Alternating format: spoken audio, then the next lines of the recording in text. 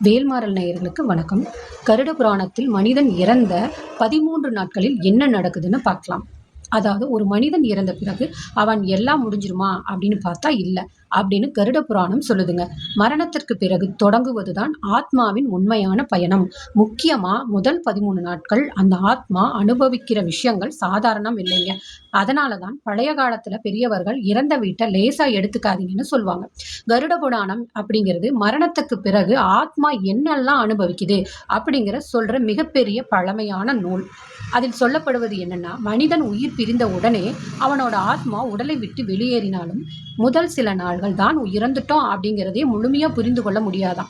அவன் வீட்டை சுற்றியே திரியுமா, அழுகிற குடும்பத்தை பார்க்கும், தன்னோட உடலை எரிக்கிறதையும் பார்க்கும். ஆனா யாராலையும் அவனை பார்க்க முடியாது.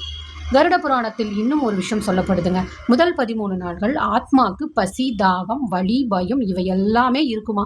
அதனாலதான் அந்த நாள்கள்ல செய்யப்படும் தர்ப்பணம், பிண்டம், தண்ணீர் தானம் இவை எல்லாம் சாதாரண சடங்கு கிடையாது. அதுக்கு ஆத்மாவுக்கு உதவி செய்வதற்காக செய்யப்படுதுங்க. அதனாலதான் ஒருவர் இறந்த வீட்டில் 13 நாள் வரை தீபம் ஏற்றாங்க.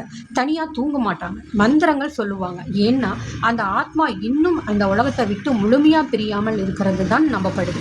கருட புராணம் அப்படின்னு சொல்லுது. 13வது நாள்ல தான் ஆத்மா மெதுவா இந்த உலகத்திலிருந்து நகர ஆரம்பிக்கும். ஆனா ஒரு விஷயத்தை கவனிச்சு பார்த்தோம்னா, அதிக பாசம், தீராத ஆசை, கோபம், தீராத கர்மம் இது இருந்தா சில ஆத்மாக்கள் அமைதி அடைய தாமதமாகும்னு கருட புராணத்துல சொல்லப்படுதுங்க. அதனாலதான் பெரியவர்கள் சொல்வாங்க, வாழும்போது நல்லது பண்ணிட்டு போ, இல்லைன்னா போன பிறகும் அமைதி உனக்கு கிடைக்காதுன்னு சொல்லுவாங்க.